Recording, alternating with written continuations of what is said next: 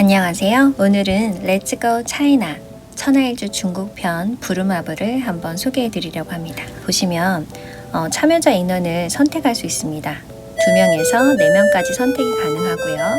저는 게임의 편의를 위해서 2명만 한번 선택을 해볼게요. 4명도 3명도 가능합니다. 자, 2명이라 했을 때 이름을 바꿀 건데요.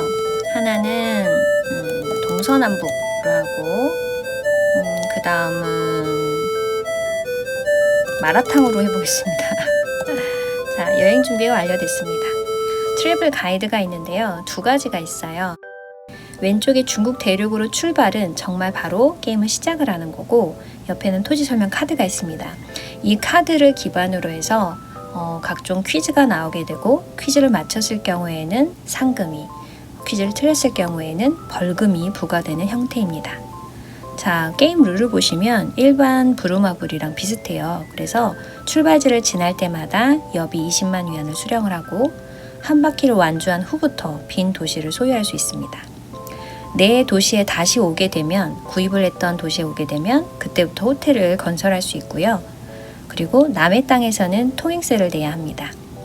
전용기에 도착하게 되면 다음 턴에 비행이 가능하고요. 원하는 곳으로. 또 여기에 적혀 있지 않지만 무인도에 도착하게 되면 게임을 한번 쉬게 됩니다. 자, 그럼 토지 설명 카드 한번 봐볼까요? 보시면 기본적으로 이 부루마블은 중국 행정구역을 기반으로 만들어졌는데요. 베이징, 상하이, 텐진, 충칭 이 직할시 4군데는 매입만 하게 되면 호텔 같은 거를 짓지 않아도 통행세를 아주 많이 부과할 수 있는 지역입니다. 홍콩, 마카오의 경우는 여기는 찬스 구역이라고 보시면 되는데요. 여기에서는 벌금을 받을 수도 아니면 상금을 받을 수도 있습니다. 뒷부분에는 자치구 5군데를 따로 묶었는데, 자치구 5군데 그리고 나머지 성들, 여기를 우리가 이제 구입을 해야 되는 그런 지역이라고 보시면 되겠습니다. 자, 이렇게 전체적으로 성이 준비가 되어 있고, 토지와 관련된 이런 정보들, 이런 것들이 각종 퀴즈에 등장하는 내용이다 라고 보시면 되겠습니다. 그래서 게임을 시작하기 전에 이 토지 설명 카드를 한번 학생들에게 읽어보라고 하고, 그리고 게임을 시작하면 좋을 것 같아요. 이걸 읽지 않으면 문제가 조금 어렵습니다. 자, 첫 화면으로 가볼게요. 다시 여행 준비 완료를 누르고 이제는 중국 대륙으로 여행을 시작해 볼게요. 갑니다. 왼쪽에 보면 시간이 흐르고 있습니다. 그리고 오른쪽에 보면 게임 종료 버튼이 있고요. 플레이어가 지금 2명이기 때문에 좌우에 플레이어 1 그리고 두 번째 2 이게 나오고, 만약에 4명 이렇게 하게 된다면 각각 좌우에 2명씩 플레이어의 그 현황판이 보이게 될 겁니다.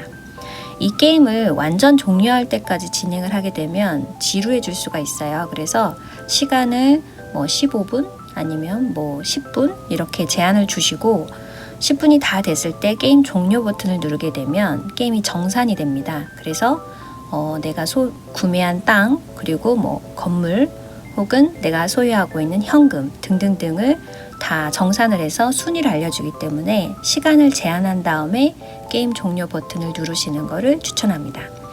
그럼 게임을 시작할 때는요, 동서남북 여기 보면 주사위 보이시죠? 주사위를 클릭하게 되면 얘가 움직이게 되는데, 처음에는 이렇게 토지 정보 카드가 나오게 되고 구입은 할 수가 없습니다. 토지 정보만 하라고 이렇게 뜨게 되죠. 그래서 건너가기 버튼을 눌러주시면 됩니다.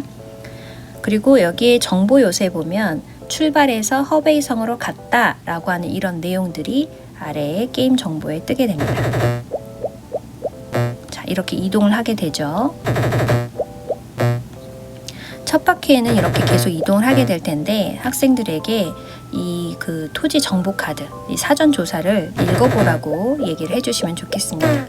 물론 안 읽는 친구들도 있겠죠. 자, 지금 1번 친구가 무인도에 표를 했어요. 그래서 다음 턴에서는 행동할 수가 없습니다. 이동이 안 돼요.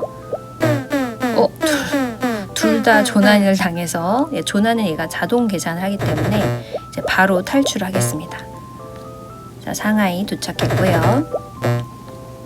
안의성.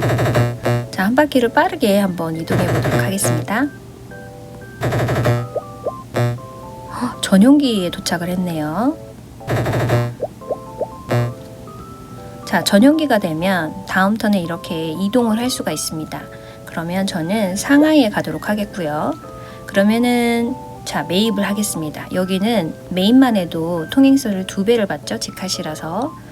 여기 정보를 보시면 동서남북님이 전용기를 통해서 출발지를 지나 보조금 20만 위안을 수령했다라고 돼 있죠. 그리고 상하이 매입도 완료를 했습니다. 이제 동서남북은 가는 곳마다 땅을 다 살 수 있겠네요.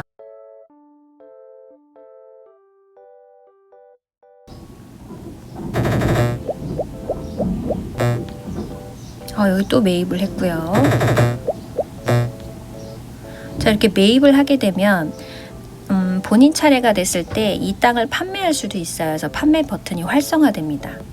자기 차례가 아니면 이 판매하기 이런 게 없어지고요. 이렇게 퀴즈가 나오죠. 계림산수의 수려한 지형과 리강의 풍경이 중국 화폐 20위안의 배경지이며 러스판이 명물인 자치구는 어디일까요? 맞으면 15만, 틀리면 5위안. 아무데나 찍을게요. 맞았네요. 그러면 네, 상금을 받는 거죠. 자, 이런 식으로 이동을 하게 되고 한번 일주를 한 이 친구는 계속 매입이 가능한 상태가 되죠. 얼른 한 바퀴를 도는 게 좋겠죠. 자, 또 퀴즈가 나왔어요. 빙덩지에라고 하네요. 해롱장성. 자, 아무거나 누르겠습니다. 틀리면 5만 위안. 이 친구 계속 매입이 가능합니다. 자, 토지 정보. 베이징이 실은 서울처럼 구입을 했을 때 통행세를 제일 베이징이 됐네요. 베이징은 100만 위안을 받을 수 있습니다.